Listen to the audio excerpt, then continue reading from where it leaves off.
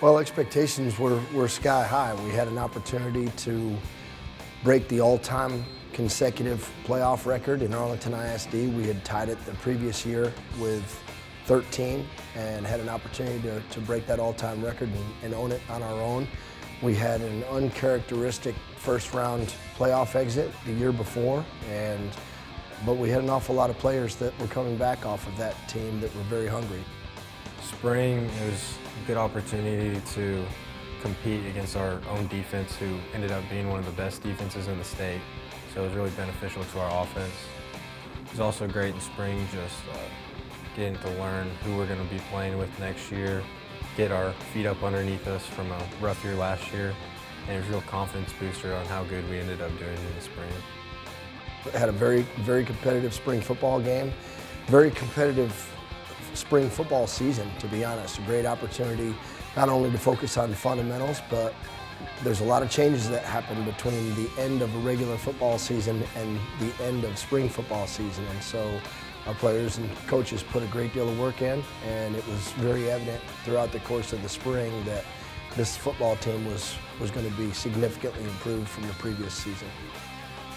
In the summertime, strength conditioning every day, same time. Everybody knows that, football player or not, we got all different sports and everything up there. Line touchers, little kids, old college people coming back. It's just a fun time in the summer. The summer strength and conditioning camp with Coach Mills, how he runs it, and how Coach Wager runs the show, it was awesome. First day of practice, we went out there, and I want to say it was early. We got out there, and Carlos and I and Vern all kind of made a commitment to our quarterback that, hey, if we're going to do this, we got to protect him the best. And then I was also teaching a sophomore, and so I had to be that person who couldn't be jittery, because I had to be an example for him to show him that, hey, if you're going to do this, you got to step it up. And sometimes it didn't always work out, but I was just trying to be a role model for him more than anything.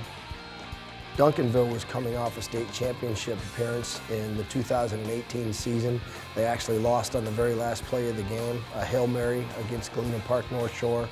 And that's enough to get you really excited about having the opportunity to play football for the very first time against a team that was this close to winning a state championship the previous season.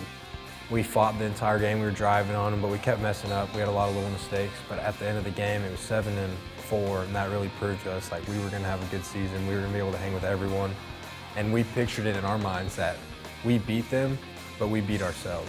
So like we outplayed them the entire game, but we technically beat ourselves by our penalties and mistakes. But it was really it proved to us that we were going to have a good season, and it just lit a fire in us that carried all the way through the season.